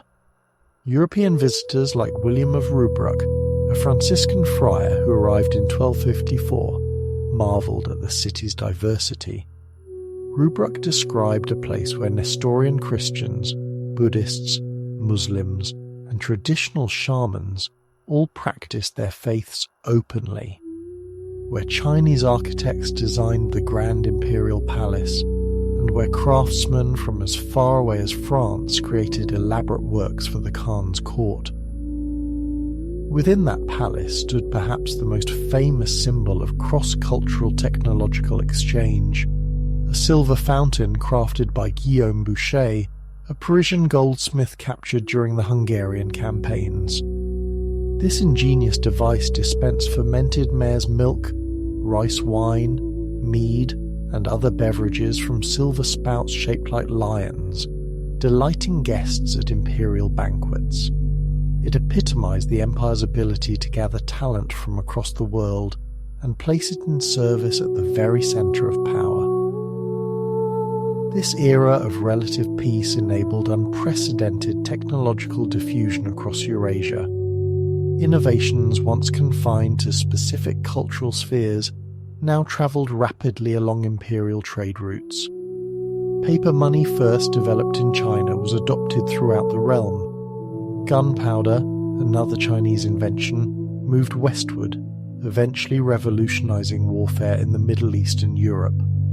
Printing techniques, astronomical instruments, mathematical concepts, and agricultural methods similarly crossed previously insurmountable cultural divides. The Grand East-West Exchange, fostered by Mongol rule, permanently altered the trajectory of human civilization. Crops that would transform regional diets, rhubarb, lemons, carrots, and new wheat varieties moved along protected trade networks. Medical knowledge from the Islamic world reached China, while Chinese healing practices travelled westward. Even fashion evolved, as textiles, patterns, and weaving techniques from across Eurasia blended to create new styles. At the economic heart of this system lay an innovation that would transform global commerce, paper currency backed by the full authority of the state. First introduced in China, paper money was initially met with skepticism by merchants accustomed to metal coinage. Yet the convenience of paper for large transactions, combined with severe penalties for counterfeiting or refusing to accept it, eventually secured its widespread use. Marco Polo, the famed Venetian traveller, marvelled at this system, noting that the Great Khan had mastered the alchemy of turning mulberry bark into money through the power of his seal. The commercial networks established during this era extended far beyond the formal boundaries of imperial control. Goods from the Mongol world reached sub-Saharan Africa, Scandinavia and Southeast Asia through secondary trade links. Venetian and Genoese merchants established trading posts on the Black Sea to access these eastern routes, becoming vital middlemen in a commerce that would eventually reshape European economic life. Perhaps no figure better symbolizes the unique opportunities of this era than Marco Polo himself. His famous journey began in 1271, when he set out with his father and uncle experienced merchants on a trek across Asia to the court of Kublai Khan in China. According to his account, he spent 17 years in imperial service, witnessing firsthand the wealth, diversity and sophistication of the Eastern realms. While modern historians debate the accuracy of many details in his narrative, the very possibility of such a journey stands as powerful testimony to the extraordinary interconnection of the medieval world under Mongol protection. Yet for all its achievements, the Pax Mongolica contained inherent contradictions that would eventually contribute to its unravelling. The very success of the imperial system in facilitating movement across vast distances created new vulnerabilities. Alongside merchants, diplomats, and ideas, disease also travelled the protected trade routes with unprecedented ease. The Black Death, likely originating in Central Asia or China, would spread along these corridors in the mid-14th century, ultimately killing perhaps a third of Europe's population and causing similar devastation across much of Asia. Another contradiction lay in the tension between nomadic traditions and sedentary governance. The original military supremacy of the Mongols had been rooted in the martial discipline forged by the steppe lifestyle. But as the ruling elite increasingly settled in cities, adopted the customs of conquered peoples and integrated into bureaucratic systems, their military edge began to erode. Future generations of imperial princes raised in palaces rather than on horseback struggled to maintain the fierce discipline and hardiness that had defined their ancestors. Religious tensions also simmered beneath the surface of official tolerance. Hulagu's destruction of Baghdad and execution of the last Abbasid caliph in 1258 left deep scars among Muslim subjects. Although later Ilkhans converted to Islam beginning with Ghazan Khan in 1295, the wounds of the conquest era healed slowly. Similarly in China, the Yuan dynasty's preference for foreign administrators over native Chinese officials bred resentment that would eventually fuel its downfall. Political unity proved equally fragile across such vast and diverse territories. The death of Munka Khan in 1259 triggered a civil war between his brothers Kublai and Arik Bulke, effectively splitting the empire. Though Kublai emerged victorious, the following decades saw the gradual fragmentation of imperial cohesion. By the end of the 13th century, the four major khanates functioned as essentially independent states, bound by family ties and cultural memory, but increasingly pursuing divergent policies. Yet even as political fragmentation accelerated, the commercial and cultural networks established during the imperial era continued to function. The decline of central authority was a gradual process, not a sudden collapse. Trade routes remained active, ideas continued to circulate, and many administrative innovations outlived the political disintegration of the unified empire. The legacy of this remarkable period endured long after the structures that created it had faded. The vision of Eurasian unity, first realized under Mongol rule, would inspire later conquerors, from Timur to the Russian Tsars. The vast commercial networks forged in this era laid the foundation for the emerging global economy of the early modern period, and the unprecedented exchange of ideas, technologies, and cultures permanently altered the course of human civilization, ending the isolation of regional knowledge systems and creating the preconditions for the scientific and commercial revolutions that would transform the world. As you drift deeper into sleep, imagine yourself as a traveller on the Silk Road during this extraordinary age. Picture caravans of two-humped Bactrian camels laden with silk, spices and porcelain winding across the windswept expanses of Central Asia. Envision the bustling markets of Samarkand and Bukhara, where merchants from India, China, Persia and Europe haggled in a dozen languages. Consider the scholars in Baghdad and Tabriz poring over Chinese astronomical texts alongside Greek medical treatises, synthesizing knowledge from distant traditions into new insights. This world connected yet diverse, brutal in its origins yet remarkably open in its maturity, represented a unique moment in human history, a time when the barriers between civilizations temporarily fell away. Though it would prove impossible to sustain the political unity of such vast and varied territories, the dream of a connected Eurasia, first realized in this era, would echo through the centuries. But even at the height of its power and prosperity, signs of future challenges were emerging. The sons and grandsons of Genghis Khan, raised in marble halls rather than felt tents, began to lose the fierce qualities that had enabled the initial conquests. Succession disputes grew more frequent and destructive, and across the empire's diverse territories, new forces were gathering strength, forces that would eventually challenge the authority of the descendants of the great Khan. The story now turns toward decline, the gradual fragmentation of the unified empire into separate khanates, the internal rebellions and external threats they faced, and the eventual disappearance of the world system first established by Genghis Khan and his immediate successors. Yet this decline, like the rise that preceded it, would reshape the map of Eurasia and leave an indelible mark on human civilization. For all great empires, no matter how vast or powerful, must eventually confront the tides of change.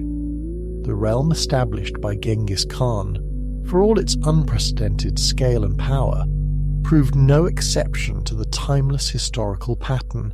Even the mightiest empires eventually fragment. As you continue drifting towards sleep, let us explore how the largest contiguous land empire in human history gradually dissolved, not through a single cataclysm, but through a slow unraveling of unity, ideology, and cohesion, transforming from a singular global force into separate kingdoms with diverging destinies. The seeds of division were sown even at the empire's zenith. When Mongol Khan died in 1259 during a campaign against the Southern Song dynasty in China, no clear succession mechanism was in place. His brothers Kublai and Arik Boka both claimed the throne, igniting the first major civil war within the ruling family. Though Kublai ultimately prevailed in 1264, this conflict irrevocably fractured the illusion of imperial unity. Kublai's victory came at a cost. Upon securing his position as Great Khan, he made a momentous decision that symbolized a deepening rift within the empire. He moved the capital from Karakoram in the Mongolian heartland to Khanbalik modern-day Beijing, establishing the Yuan dynasty in China. While this strategic choice allowed him to govern the wealthy and populous Chinese territories more effectively, it alienated the traditional steppe aristocracy, who saw it as a betrayal of ancestral nomadic values. Many nobles in Mongolia refused to recognize Kublai's authority, viewing him as too Chinese, too immersed in sedentary culture, bureaucracy, and foreign customs. This ideological schism between traditionalists who clung to steppe ways and pragmatists who adapted to urban civilization would repeatedly undermine imperial cohesion in the decades that followed. The empire, once a unified machine of conquest, now effectively splintered into 4 major khanates, each evolving along increasingly independent paths. The Yuan dynasty in China represented the most dramatic adaptation to sedentary rule. Kublai and his successors governed the world's most sophisticated society, adopting many elements of Chinese administration while maintaining their identity as conquerors. They instituted a rigid ethnic hierarchy, Mongols at the top, followed by Central Asians, Northern Chinese, and finally Southern Chinese at the bottom. Though initially effective, this system bred deep resentment among the native population, resentment that would eventually fuel rebellion.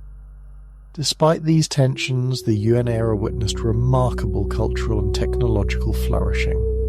Drama and literature thrived, producing classics like the Romance of the Western Chamber. Scholars such as Guo Shujing reformed the calendar and advanced irrigation engineering.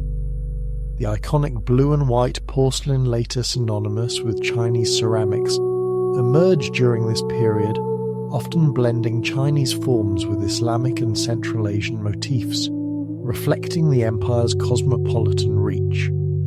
Yet the Yuan rulers faced persistent challenges. Catastrophic flooding along the Yellow River in the 1340s devastated the agricultural heartland. Meanwhile, the very innovation that had once strengthened their rule paper currency collapsed under mismanagement.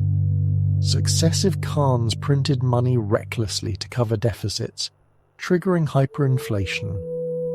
By the mid-14th century, widespread unrest erupted in movements like the Red Turbans, a millenarian Buddhist sect that launched large-scale rebellions against Yuan authority.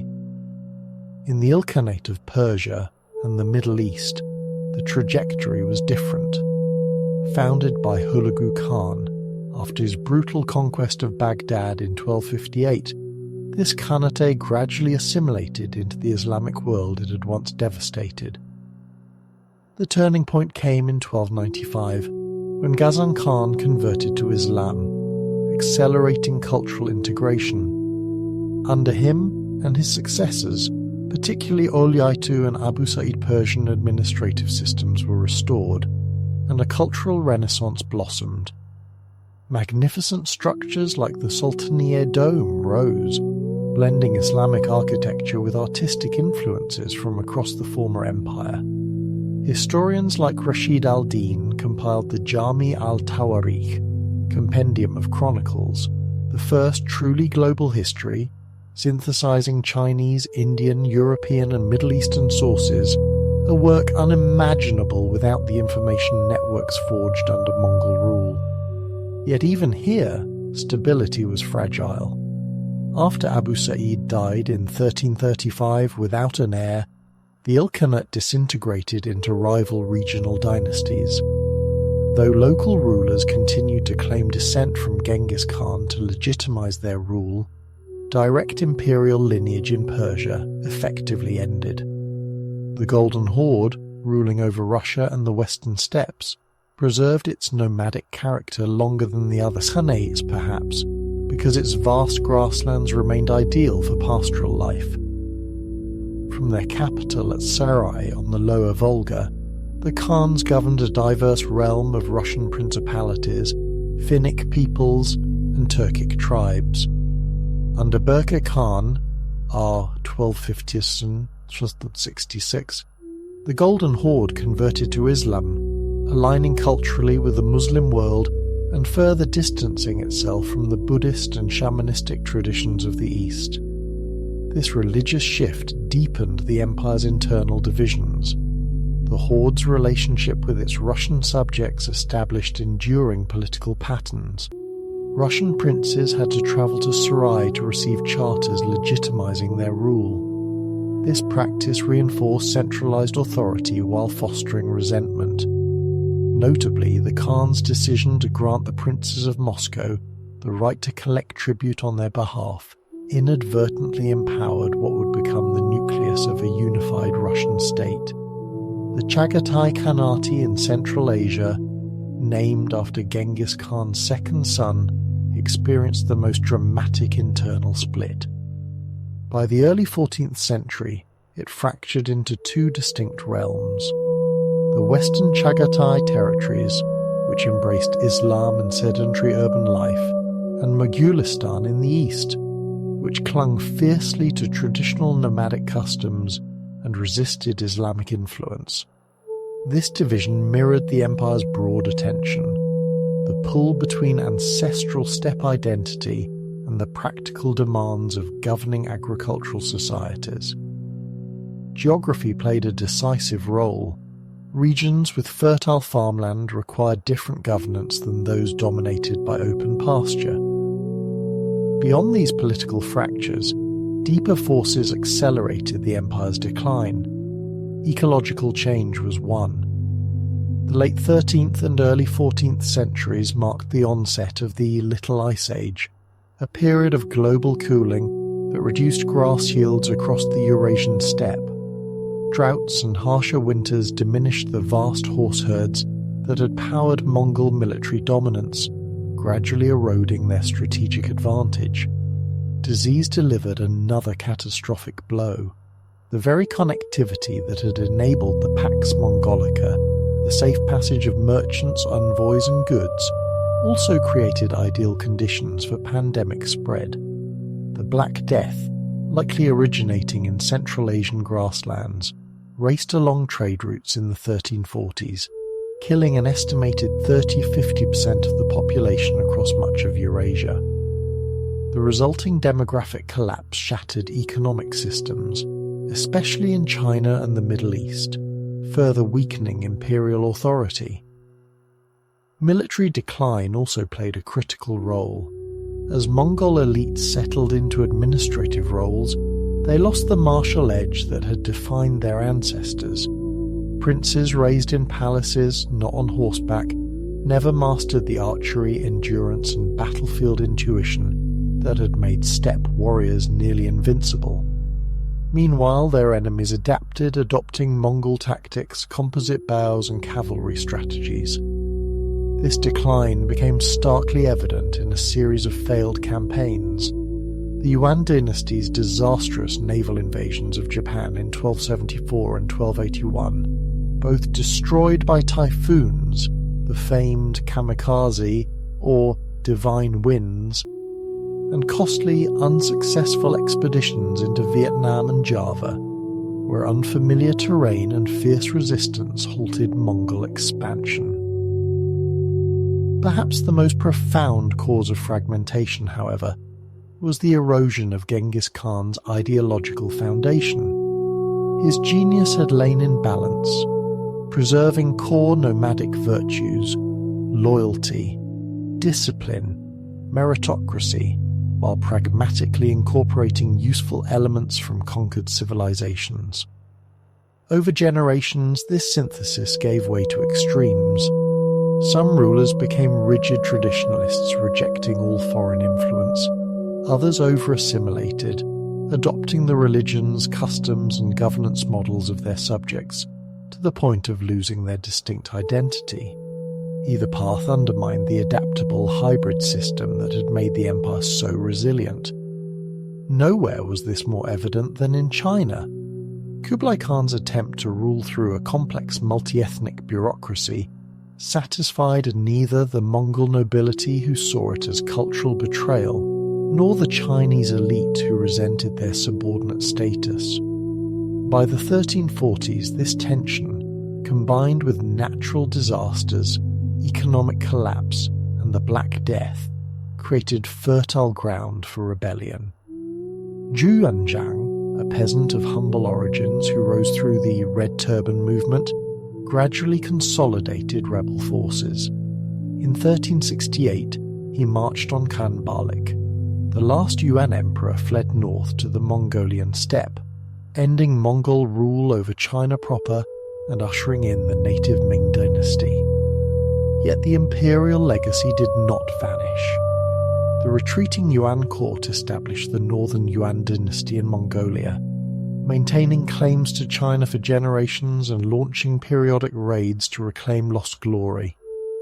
Meanwhile, their cousins in the Western Khanates continued to rule significant territories, though with ever-weakening ties to one another. Remarkably, even as political unity dissolved, the commercial, cultural and intellectual networks forged during the imperial era endured.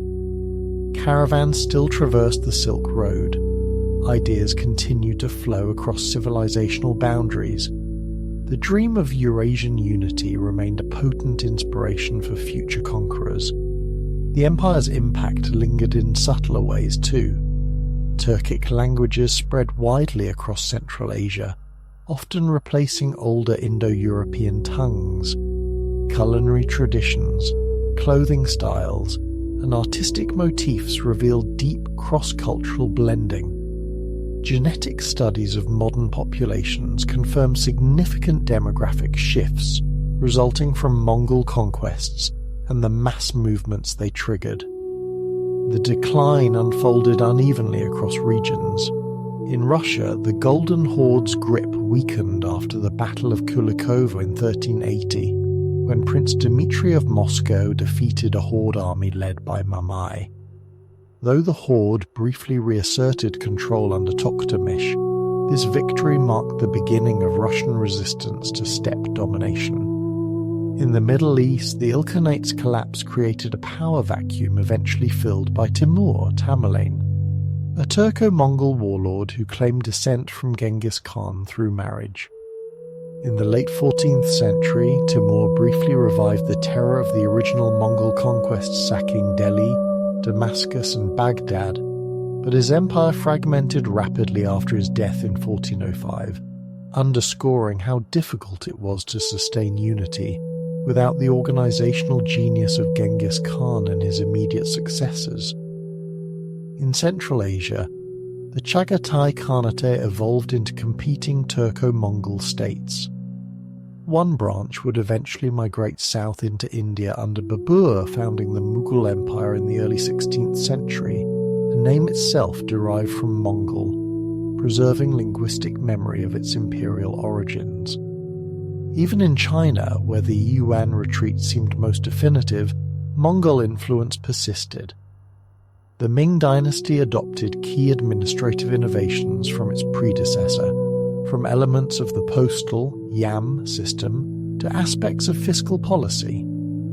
Ongoing interaction with the northern Yuan through both trade and warfare shaped Ming military strategy and frontier diplomacy for generations. By the early 15th century, the political structures erected by Genghis Khan had largely dissolved, replaced by regional successor states with only tenuous links to the original imperial vision. Yet the world they inhabited had been permanently transformed by the brief but extraordinary unification achieved under Mongol rule. The memory of a single authority stretching from Korea to Hungary would continue to shape political imagination for centuries.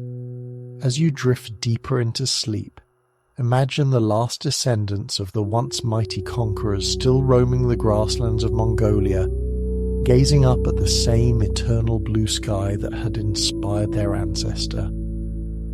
Though their political power had waned, the echoes of their impact resonated across Eurasia, in trade routes, in diplomatic protocols, in the movement of peoples, and in the ceaseless exchange of ideas.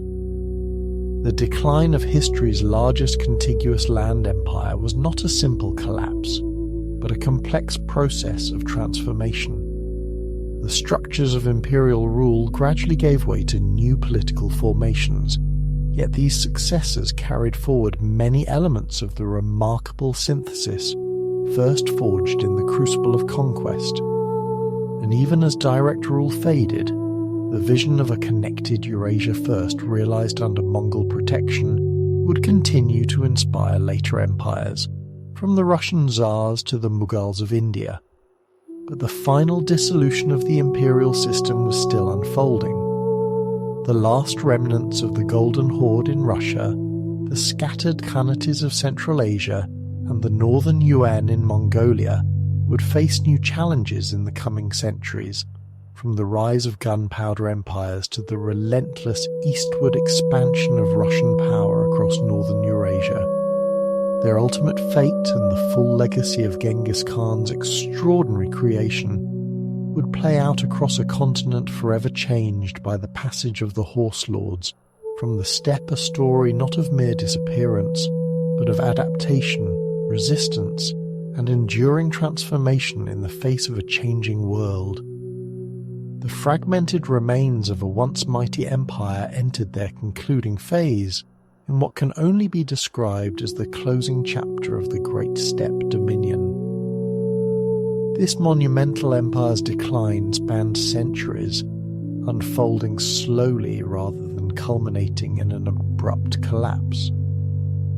As you drift into the depths of slumber, let us explore if this remarkable historical entity vanished from the world stage, leaving an enduring legacy that continues to influence our world today. The destiny of each successor state was unique, shaped by geography, local conditions, and the rise of emerging regional powers. In the easternmost reaches the northern Yuan dynasty, established by the ruling family after their ousting from China, sustained the strongest ties to their original imperial homeland. They withdrew to the Mongolian plateau, where the descendants of Kublai Khan upheld traditional steppe culture while harbouring aspirations of regaining China.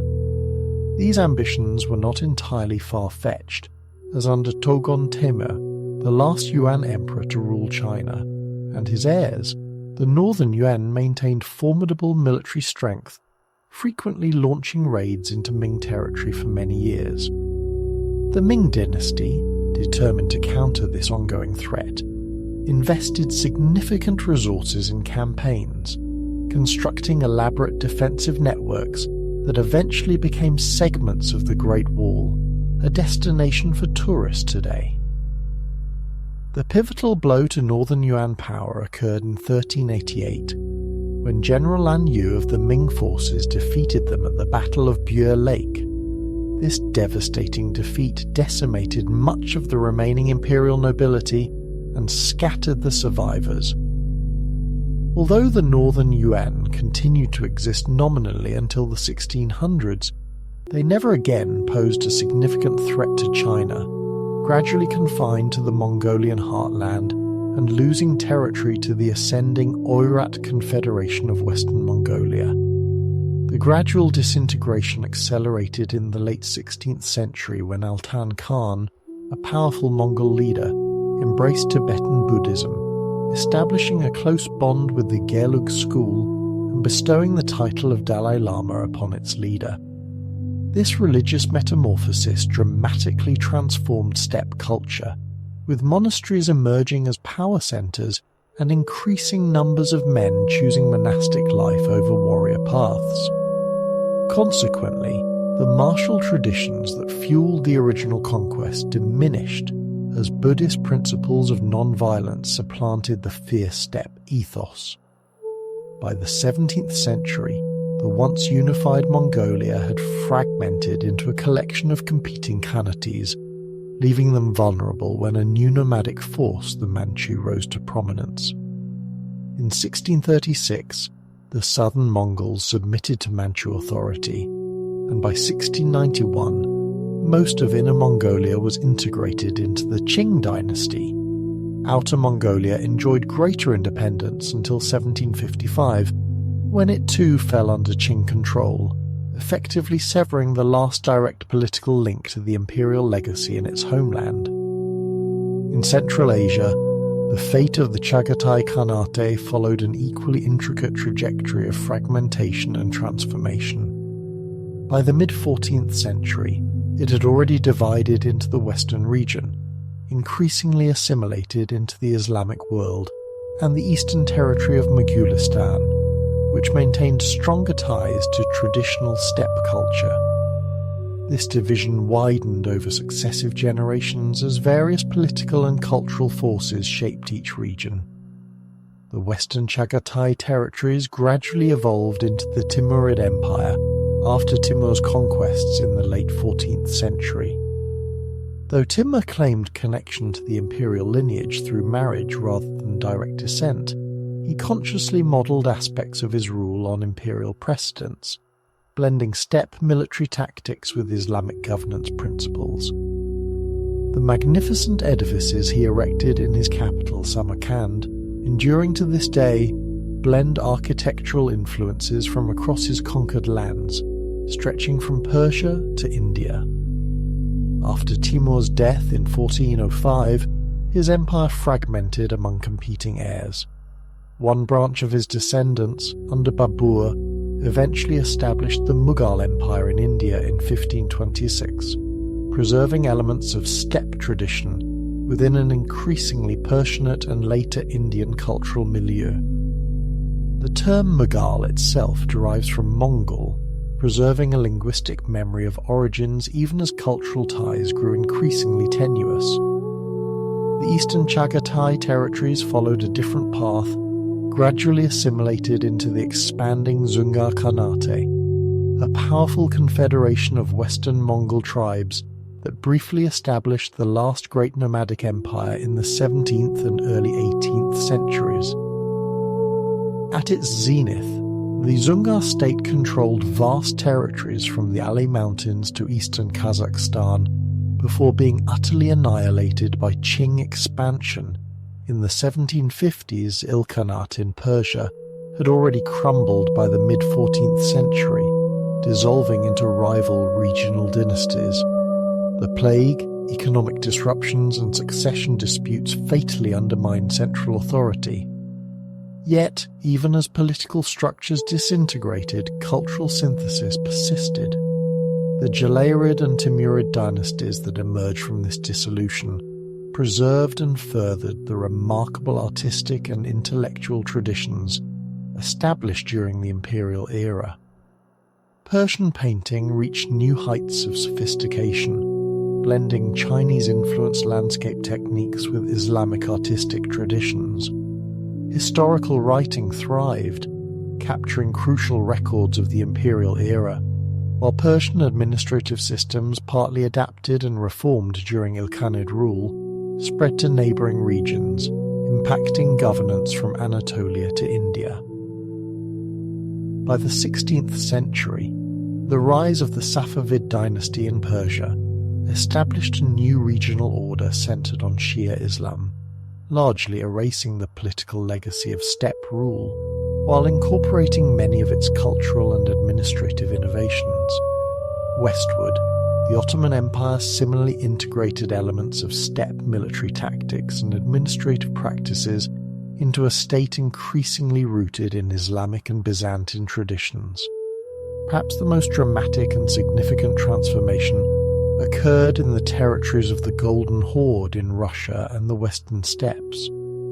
From the late 14th century, this once potent khanate underwent a fragmentation process, splintering into several rival hordes: the Great Horde controlling core territories around the Volga, the Crimean Khanate on the Black Sea coast, the Kazakh Khanate in the eastern steppes, the Astrakhan Khanate at the mouth of the Volga, and the Siberian Khanate in western Siberia. This fragmentation coincided with the ascendant power of the Grand Duchy of Moscow, which initially gained strength as a privileged tribute collector for the Khans. Under rulers like Ivan III, Moscow began asserting independence, refusing tribute payments, and gradually expanding its territory. The symbolic moment of liberation occurred in 1480 when Grand Prince Ivan III refused to pay homage to Akhmat Khan of the Great Horde, effectively ending Muscovite subjugation to steppe authority. Over the ensuing centuries, the burgeoning Russian state systematically absorbed the territories of the former Golden Horde. In 1552, Ivan IV, known as Ivan the Terrible, conquered the Kazan Khanate, and by 1556, the Astrakhan Khanate had also fallen, giving Russia control over the entire Volga River Valley and cutting off the remaining steppe powers from one another. The Siberian Khanate fell to Cossack adventurers in the 1580s, opening Siberia to Russian colonization. The Crimean Khanate maintained its independence longer by accepting Ottoman protection, launching devastating raids into Russian territory as late as 1571, when they even burned Moscow. Yet, even this last formidable successor state eventually succumbed, annexed by Catherine the Great's Russian Empire in 1783. The final politically significant remnant, the Kazakh Khanate, retained its autonomy until the 18th century, when Russian expansion progressively reduced their territory and independence. By the 1820s, the remaining Kazakh lands were incorporated into the Russian Empire, marking the last disappearance of independent political entities descended from the original imperial order. The process by which these successor states were absorbed into expanding agricultural empires, be it Russian, Chinese or others, reveals a profound historical irony. The unprecedented success of the imperial conquest inadvertently set the stage for the ultimate triumph of the sedentary civilizations they had once dominated. By connecting distant regions through protected trade routes, the imperial system facilitated technological diffusion that gradually eroded the military advantages previously held by steppe warriors. Gunpowder weapons, introduced to Europe partly via the interconnected trading world of the Pax Mongolica, eventually neutralized the composite bow's decisive advantage. The organizational innovations pioneered by imperial armies were studied and adapted by their former subjects, creating military systems that could match steppe mobility while fielding vastly larger forces. Climate change further eroded the traditional steppe advantage. The Little Ice Age, which began in the late medieval period, reduced the productivity of Eurasian grasslands, constraining the size of horse herds that could be maintained, thereby diminishing the military potential of nomadic societies. As pastures became less reliable, the economic foundation of steppe power gradually collapsed.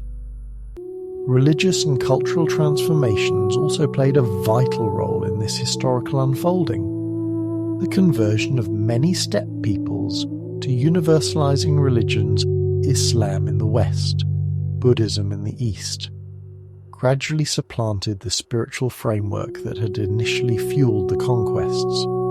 The warrior ethos harnessed by Genghis Khan gave way to new value systems that often emphasized stability and religious piety over expansion and conquest. Yet, even as the political structures born from the imperial conquests faded, their legacy endured in profound and often unanticipated ways. Linguistic patterns across Eurasia reflect the massive population movements driven by the empire's expansion and collapse. The Turkic languages spoken today, from Turkey to Xinjiang, largely spread during this period, often displacing earlier Indo-European tongues. Genetic studies of modern populations reveal the biological impact of these historical events. Research has identified a Y chromosomal lineage present in approximately 8% of men across a vast region of Asia, likely linked to the imperial expansion and the reproductive opportunities it created for the conquering elite. This means today an estimated 16 million men may carry genes directly descending from the imperial ruling clan, what researchers have dubbed the Genghis Khan effect. Cultural and institutional legacies proved just as enduring. Russian political development was profoundly influenced by centuries of interaction with steppe powers, from governance practices to diplomatic protocols. Chinese administrative systems absorbed numerous innovations from the Yuan period, and across Central Asia, social structures still partly reflect the tribal reorganizations implemented under imperial rule. Even the geography of the modern world bears the imprint of this historical epoch. Many contemporary national borders in Central Asia approximately follow the divisions between imperial administrative units or successor khanates. The distribution of ethnic and linguistic groups across Eurasia still partly mirrors population movements from this period. The modern Mongolian nation, although occupying only a fraction of the original imperial territory, preserves cultural continuity with the homeland of Genghis Khan. Perhaps the most profound legacy is found in the realm of historical memory and national identity. For modern Mongolians, the imperial era represents a golden age of global significance, a source of national pride and identity in today's world. Streets, airports, and businesses in Ulaanbaatar bear the name of Genghis Khan, and his image appears on everything from vodka bottles to hotels. In other regions that once fell under imperial rule, historical memory is more complex and often contested. In Russia, the historical relationship with the Golden Horde remains a sensitive subject, alternately viewed as a yoke that delayed Russian development or as a formative influence that crafted Russian uniqueness. In China, official historiography has fluctuated between portraying the Yuan dynasty as foreign oppressors or as legitimate rulers who contributed to Chinese historical development and territorial expansion. In Central Asia, the legacy is just as multifaceted. The region's modern nations trace complex lineages to this period. The name Kazakhstan itself preserves the memory of the Kipchak steppe peoples, who were a significant part of the Golden Horde. Yet these national histories must also address the destruction wrought by the original conquest, crafting narratives acknowledging both the devastation and the new synthesis that emerged. As dawn nears in our narrative journey, we reflect on the extraordinary historical arc we've traced, from the birth of a minor chieftain's son on the Mongolian steppe to the establishment of the largest contiguous land empire in human history, followed by its gradual transformation and eventual disappearance. Few historical phenomena have so profoundly altered the course of human civilization or left such diverse and lasting legacies across such an extensive portion of the globe. The disappearance of the Great Steppe Empire did not occur as a single cataclysmic event, but through a gradual process of adaptation, absorption, and transformation. The conquerors were gradually conquered, the rulers eventually ruled. Yet in this process they permanently altered the societies they encountered, leaving an indelible mark on human history. As you drift into the deepest realms of sleep, imagine once more the endless horizons of the Mongolian plateau, where this remarkable story began. Picture the felt tents against the vast sky, the horses grazing on the windswept grass, the humble origins of a force that would reshape the world. Consider how from such modest beginnings emerged an empire that, though politically extinct for centuries, continues to influence our world in countless subtle ways, from the genes we carry to the borders on our maps, from the languages we speak to the historical memories that shape national identities.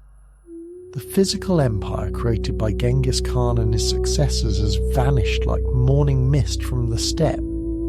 Yet the world it helped create connected, transformed, and forever altered by this extraordinary historical phenomenon remains our inheritance. As you finally succumb to slumber, carry with you the echo of hoofbeats across the centuries, the rise and fall of the greatest land empire the world has ever known, and the enduring legacy of the man who started it all, Genghis Khan, the universal ruler whose vision briefly united the Eurasian world and permanently changed the course of human history.